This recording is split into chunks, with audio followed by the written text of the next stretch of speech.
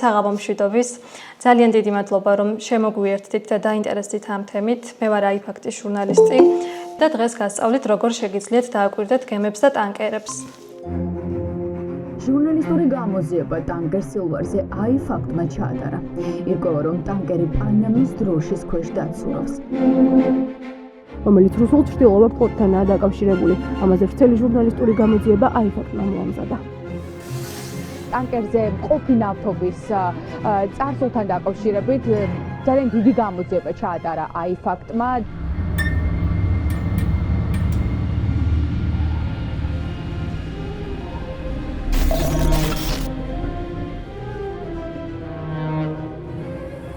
საქართველოს სამივე პორტი რეგულარულად მასპინძლობს რუსული ნავთობით დატვირთულ საეჭვო მახასიათებლების უკრაინის მიერ სანქცირებულ გემებს. ეს არის ფაქტი, რომელსაც ჩვენ წლებია ვაკვირდებით და ვხედავთ. ამ ვიდეოში გასწავლით, როგორ უნდა დააკვირდეთ ასეთ გემებს თქვენც. თან მოგიყვებით ჩრდილოვანი ფლოტის რამდენიმე გამორჩეულ ტანკერზე.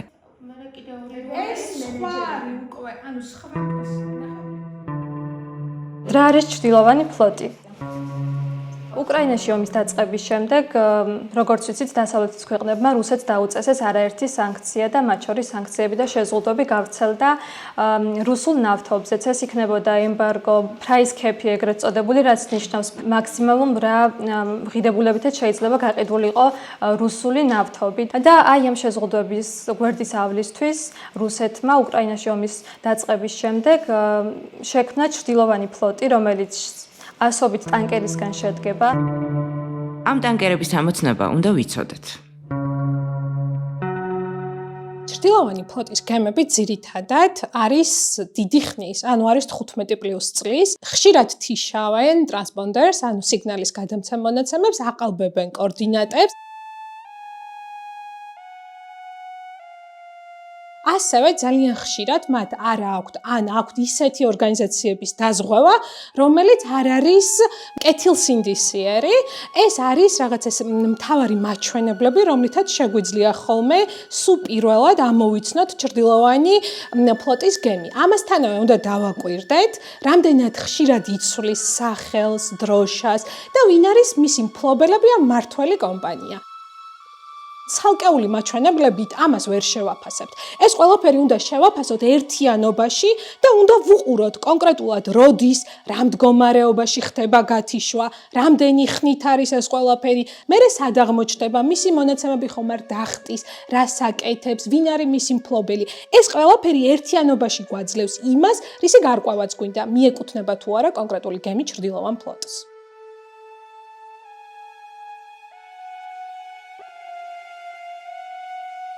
ამ კრიტერიუმებს აკმაყოფილებს ნავთობის ტანკერი სახელად ვეილერი. ჩვენ მას ვალერის ვეძახით. მისი მარშრუტი და ბიოგრაფია თქვენს ჩვენსავით სულ მცირე 2 ღია პლატფორმაზე შეგიძლიათ გამოიკვლიოთ. პირველი პლატფორმა არის Marine Traffic-ი. ეს არის საერთაშორისო პლატფორმა, რომელსაც გამომძიებელი ჟურნალისტებიც იყენებენ აქტიურად, მკვლევარებიც და მოდით ერთი გემზე გავიაროთ ეს პროცესი, მაგალითად, როგორ ვაკვირდებოდით ჩვენ გემ ვალერის მოძრაობას, რომელიც უკრაინის მიერ არის სანქცირებული. როგორც ჩვენ გვაქვს მაგალითად პირადი ნომერი, ან კომპანიებს აქვთ საიდენტიფიკაციო ნომერი, ასე აქვთ გემებსაც მთავარი საიდენტიფიკაციო ნიშანი არის მათი IMO. თქვენც კი კარნახებთ ამ გემის IMO-ს და ნახოთ სად არის ეს გემი. 93 93 668 არის კოდი. როგორც კი შევიყვანთ ამ კოდს, აი ამოაგდო გემი ვალერი. დავაჭერთ ამას და თქვენი კითხვა იყო, როგორ გავარჩიოთ ტანკერები და ჩვეულებრივი გემები ერთმანეთისგან. როგორც წესი, ამ რუკაზე წითელი ფერით არის აღნიშნული ნავთობის ტანკერები. ეხლა მაგალითად არის ფოთის პორტში და მიემართება ბათუმისკენ. აი აქ ყოველთვის აწერია გემის შესახებ მონაცემი, რომელი პორტიდან გამოვიდა გემი, ქვემოთ თარიღიც აწერია, როდის გამოვიდა და რომელი პორტისკენ მოემართება.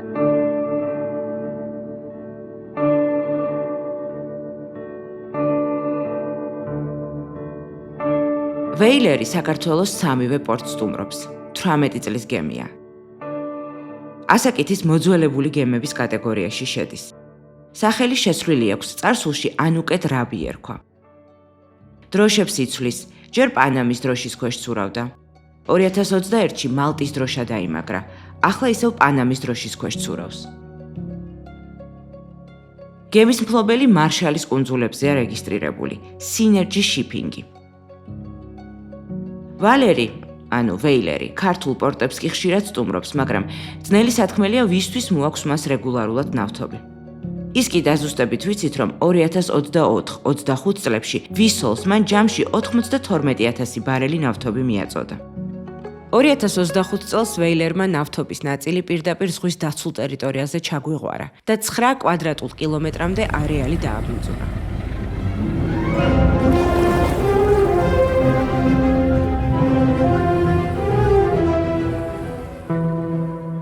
იცით რა მაინტერესებს სანქცირებული გემი როგორ უნდა ვიპოვოთ, სად იქნება ეს ინფორმაცია ზოგადად.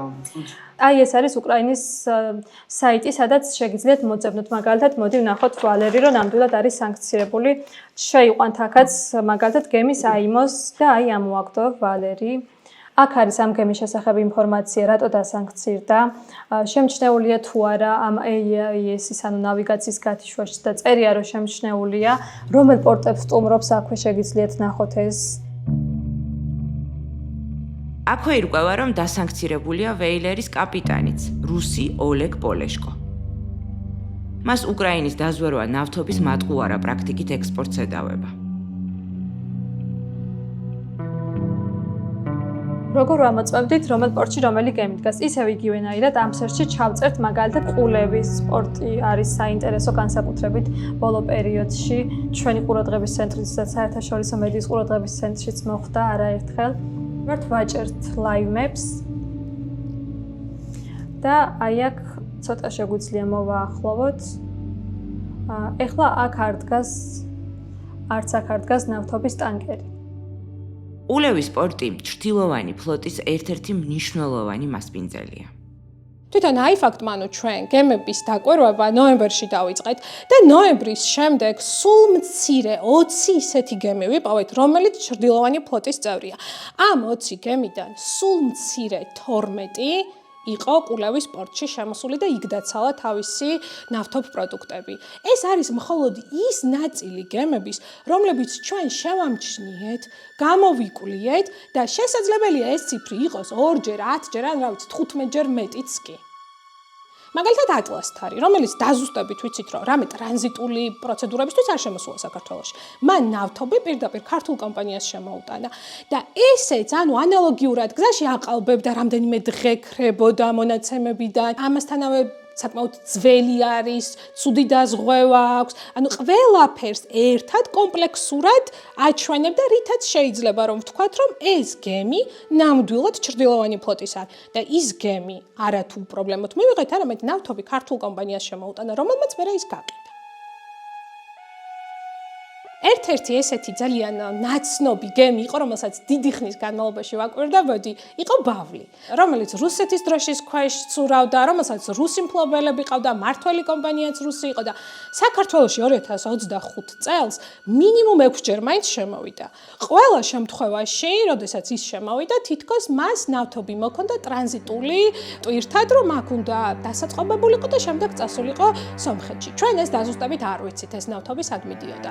მაგრამ როდესაც ამ გემის მოძრაობას ვაკვირდებოდი, ყოველთვის მიჩნდებოდა ერთი ეჭვი, რომ ის ძალიან ბევრ რამეს მალავდა და ის უფრო მეტს აყალბებდა.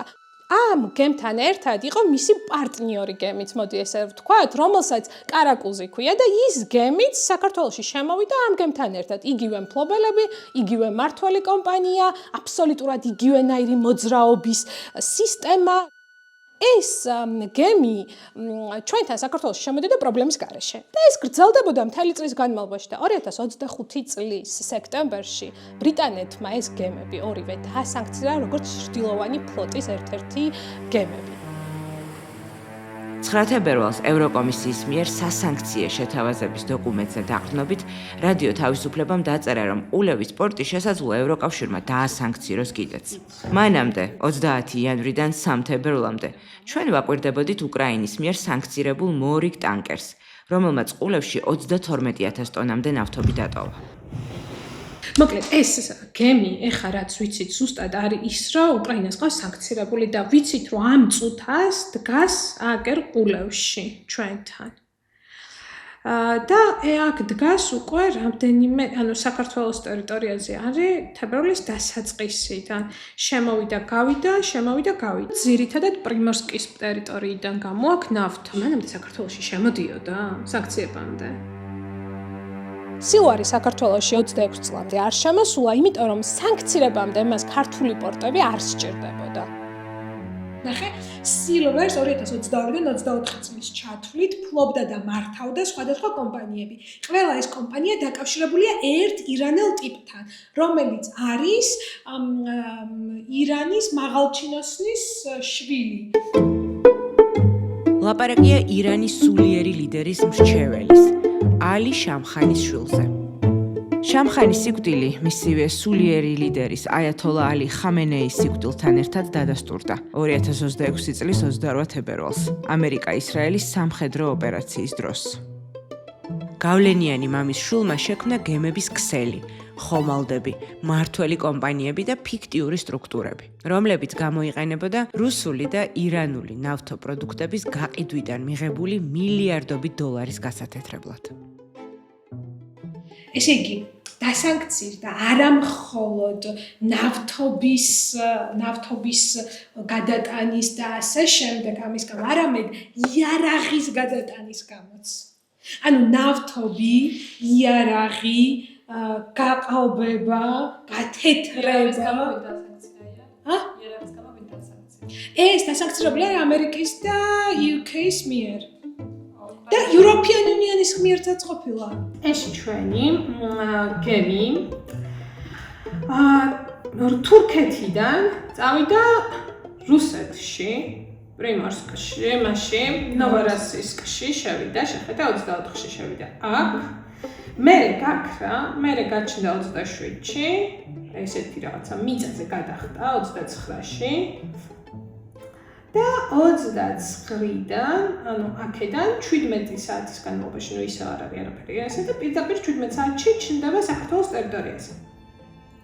ათობით გემზე დაკვირვებით ჩვენ ჩრდილოვანი ფლოტის გემების ერთ უცნაურ მახასიათებელს მივაკვლიათ. ისინი ხშირად დაცურავენ ხმელეთზე. ეს არის ჩვენი გემი კარაკუზი, რუსული დროშის ქვეშ მცურავი და მე შენ გაჩვენებ ის როგორ მოძრაობდა 2025 წლის იანვარში ხმელეთზე. ნახე. ეს არის მისი მოძრაობა ხმელეთზე. აქ გადმოვიდა, ეს ნიშნავს, რომ უბრალოდ გაყალბებული აქვს, რადგან შეუძლებელია გემმა ხმელეთზე იაროს და თან ასეთი მოძრაობები დახატოს.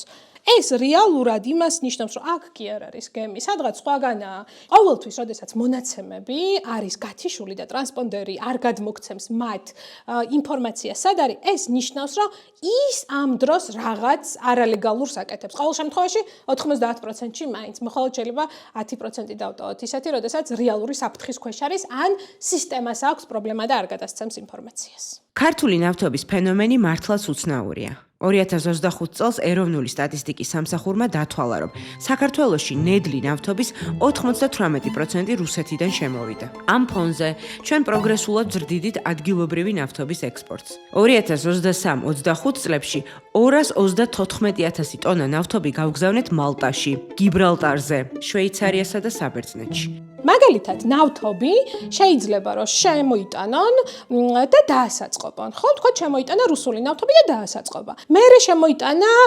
ყაზახური, აზერბაიჯანული, ბელგიური ნავთობი. თუ ამ ნავთობებს აქვთ საერთო მაჩვენებლები და ისინი ერთნაირებია, მოდით ვთქვათ, ამ ნავთობპროდუქტებს, ამათ ერთმანეთში აურევენ და შემდეგ შეიძლება ეს გავიდეს არა როგორც რუსული, გავიდეს უკვე შერეული მონაცემების სახით, ან გავიდეს აბსოლუტურად სხვა მონაცემებით. საქართველოდან ძალიან ხშირად ესეთი შერეული ნავთობი უკვე გადის როგორც ქართული წარმოების. არა და საქართველოს ამ რაოდენობის ნავთობის წარმოება ფიზიკურად არ შეუძლია.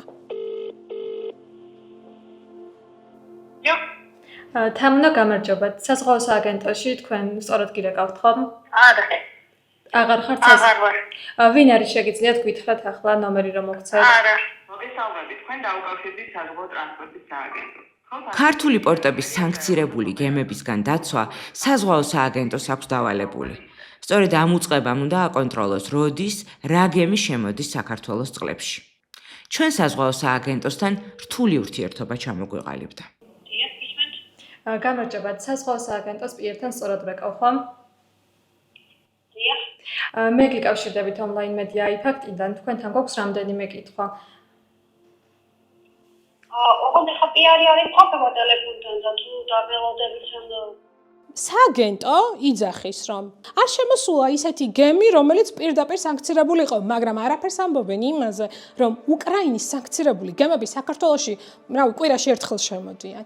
არაფერს ამბობენ იმაზე, რომ საქართველოში უპრობლემოდ შემოდიან ისეთი გემები, რომლის მფლობელები რამდენიმე თვის წინაც კი მაგალითად ან მმართველი კომპანიები უკვე სანქცირებულები არიან იმისთვის, რომ ისინი ჩრდილოვანი ფლოტის ერთ-ერთი მთავარი ღერძები არიან.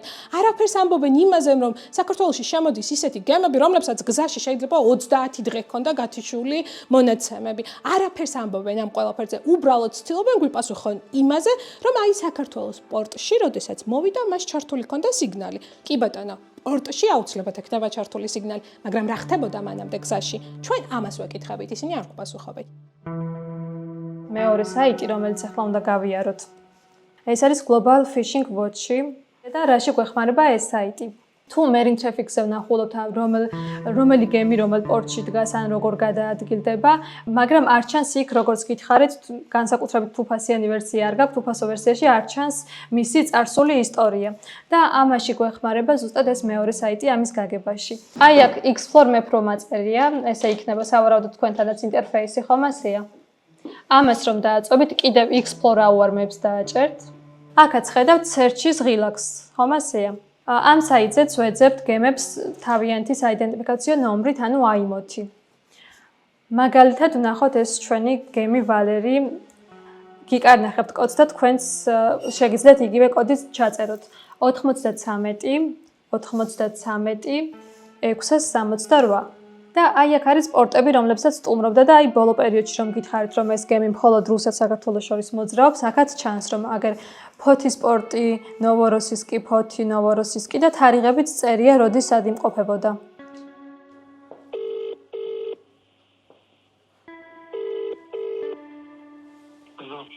გამარჯობა, საზღვაო ტრანსპორტის სააგენტოს ხელმძღვანელთან სწორად ვეკავ, ხო?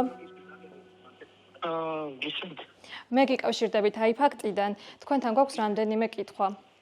14 თებერვალს ბათუმის პორტში კიდევ ერთხელ შემოვიდა უკრაინის მიერ სანქცირებული გემი ვეილერი და ეს გვაინტერესებს არავითარ This person's phone is currently unavailable. Please try later or send a text.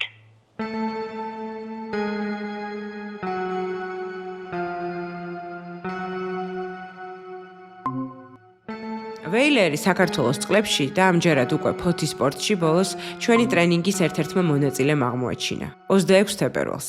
რადგან გემებზე დაკვირვება უკვე თქვენც იცით, თუ დაინტერესდებით შეამოწმეთ. იქნებ ახლაც იქაა.